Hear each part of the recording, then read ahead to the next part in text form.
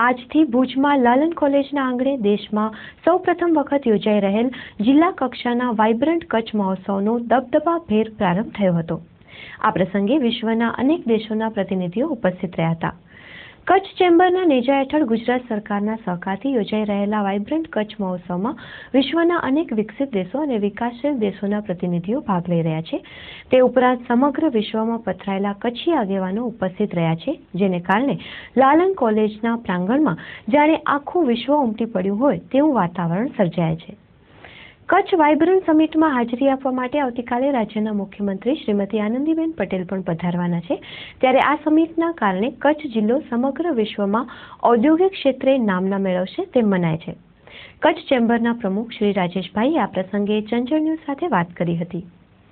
Chamber of commerce and industries Kutch દ્વારા ભારત રાષ્ટ્રમાં પ્રથમ વખત એક જિલ્લો વાઇબ્રન્ટ કરતો હોય અથવા વાઇબ્રન્ટ કરતો હોય સમિટ એન્ડ એક્સપો આ પહેલો પ્રથમ પ્રયાસ છે।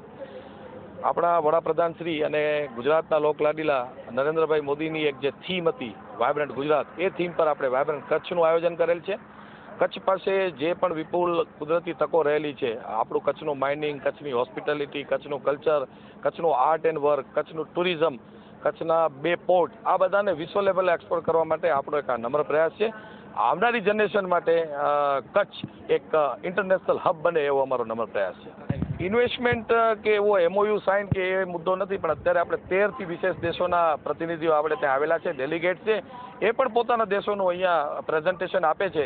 આપણે જે રીતે મેક ઇન ઇન્ડિયા જે કહીએ છીએ, તો આપણો એક એવો પણ પ્રયાસ છે કે જે તે દેશોની ટેકનોલોજી સાથે આપણે પેલા કોમ્બિનેશન કરી અને મેક ઇન ઇન્ડિયાનો આપણો જે કોન્સેપ્ટ છે એને ભારત દેશમાં બનાવવા માટેનો આપણો પ્રયાસ ચાલુ રહે, એના માટેનો આપણો એક આ બધા વાઇબ્રન્ટ કચ્છનું આયોજન કરેલ છે। 3 દિવસનો કાર્યક્રમ છે। આજે ફોર્મલ ઇનોગ્રલ કરીને આ બધા સમિટ્સનું ચાલુ કરી દીધું છે। આવતીકાલે ગુજરાત રાજ્યના મુખ્યમંત્રી શ્રી સાંજે 6 કલાકે વિધિવત તેનો પ્રારંભ કરશે। એમાં બી લગભગ 40થી વિશેષ દેશોના પ્રતિનિધિઓ હાજર રહેશે। આખા વિશ્વના બિઝનેસ ડેલિગેટ્સ આપણે ત્યાં આવ્યા છે, હાજર રહેશે, કચ્છથી અભિભૂત થયેલા છે।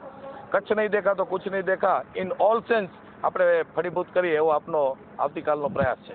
શું એપ્રોચ રહેશે? મને એમ લાગે છે કચ્છનું જે આપણી જે ખનિજ છે, કચ્છનું ટુરિઝમ છે, આપણે કચ્છ પાસે જે પણ કુદરતી સંપદાઓ છે એ અત્યારે સીમિત ન રહેતા આ વાઇબ્રન્ટ થયા પછી વિશ્વ લેવલે એની નોંધ લેવાય અને વિશ્વ લેવલના વ્યાપાર ઉદ્યોગના હબ્સ અથવા વ્યાપાર ઉદ્યોગના જે પણ પ્રતિનિધિઓ છે કચ્છ સાથે વ્યાપાર કરે।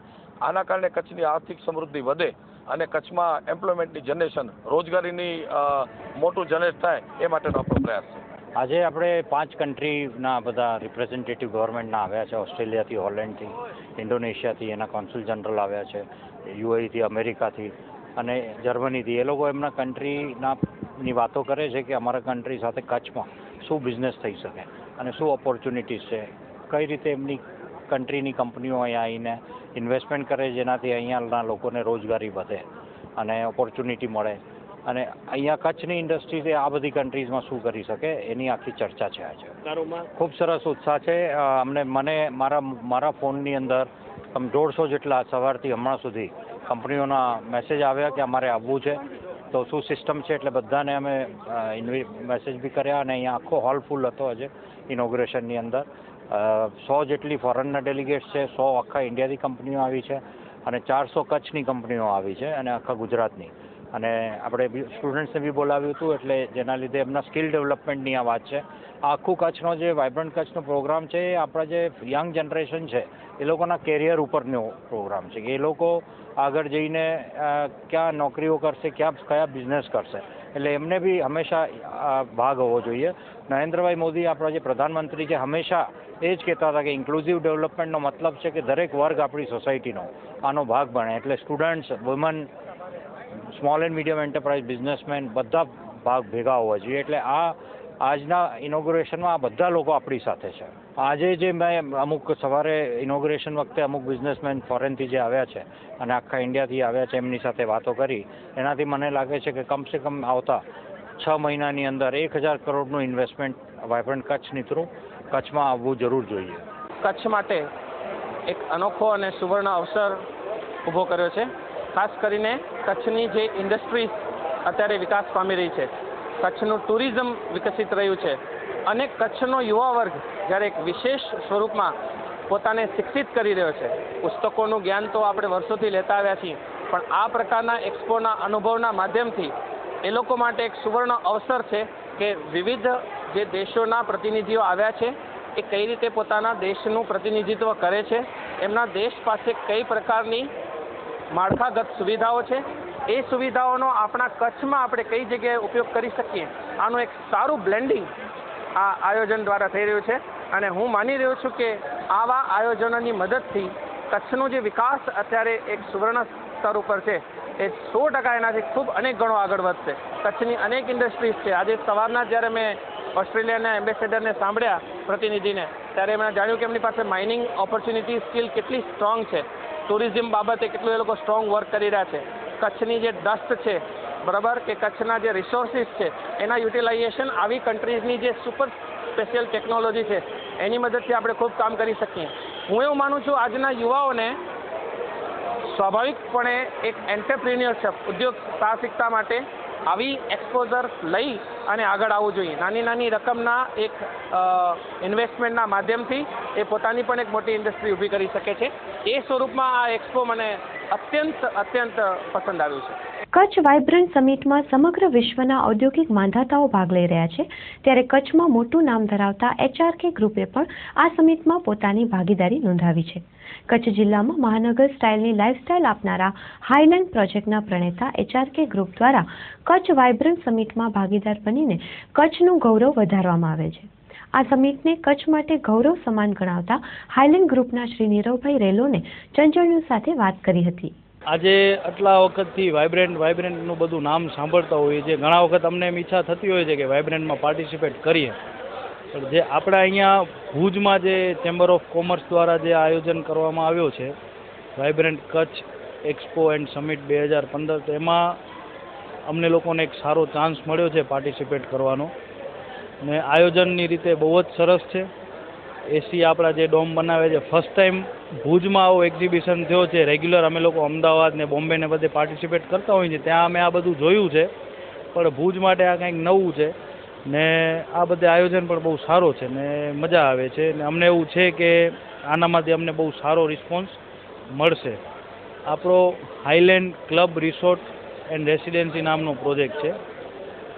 આ પ્રોજેક્ટ આપણો ભુજથી 8 કિલોમીટર દૂર છે. જે અત્યારના કચ્છમાં અમે પહેલી વખત આવો પ્રોજેક્ટ લઈ આવ્યા છીએ. જે અમદાવાદ, બોમ્બે, લોનાવાલા એ બધી જગ્યાએ જે કોન્સેપ્ટ ચાલતો હોય છે એ રીતનો આખો કોન્સેપ્ટ છે કે લોકોને બધી જ વસ્તુ, બધું જ એન્ટરટેનમેન્ટ એક જગ્યાએ મળી રહે. તો જેમ કે રેસ્ટોરન્ટ છે અમારી પાસે અલગ અલગ 3 જાતની, પછી રિસોર્ટમાં રૂમ બનાવીએ છીએ. એના સિવાય ઇન્ડોર ગેમ્સ અમારી પાસે ઘણી બધી છે. આખી ક્લબ બનાવીએ છીએ. અમદાવાદમાં બીજી મોટી મોટી ક્લબ છે એ ટાઈપની આખી ક્લબ બનાવીએ છીએ. આજુબાજુ માઉન્ટેન એરિયા છે, તો અમે થોડુંક એડવેન્ચર પણ લઈ આવ્યા છીએ. જે આ બધી જ વસ્તુ બધા લોકોને એક જગ્યાએ મળી રહે છે. ને ખાસ કરીને તો અમે લેડીઝ માટે, વુમન્સ માટે એક અલગથી આખી ક્લબ ડેવલપ કરી છે કે જેનામાં એ લોકોને 4 sided cover personal swimming pool મળી રહે સ્વિમિંગ કરવા માટે, ને મસાજ, સ્પા, સોના, સ્ટીમ, સલૂન, જીમ, આ બધું એ લોકોને મળી રહે. ને એ ટોટલી એરિયા જે છે એ મેન્ટેન બાય ફિમેલ સ્ટાફ. એના કેરટેકર છે, એના ટ્રેની છે, બધો ફિમેલ સ્ટાફમાં હશે. એટલે આપણે એ લેડીઝને પણ ધ્યાનમાં રાખીને એ લોકો માટે પણ એક અલગથી આ વસ્તુ લઈ આવ્યા છીએ. અત્યાર સુધી શું છે, જે કોઈ પણ પ્રોજેક્ટ આવતા હોય ને તો લોકો એવો આગ્રહ રાખતા હોય છે કે સેમ્પલ હાઉસ જોવા મળે. તો એ અમે છેલ્લે હમણાં એ 2 એક્સપોથી એવો ટ્રેન્ડ લઈ આવ્યા છે કે જે લોકોને સાઇટ ઉપર જે સેમ્પલ વિલા અમે બનાવીએ ત્યાં જોવા જાય એની જગ્યાએ અમે એક્સપોમાં જ આખો એવો વિલા બનાવીને અહીંયા મૂકીએ છીએ કે લોકોને આઈડિયા આવી જાય કે આ વસ્તુ શું આપશે. એકચ્યુઅલી અમારી જે ડિઝાઇન જે છે એ અલ્ટ્રા મોડર્ન ડિઝાઇન છે.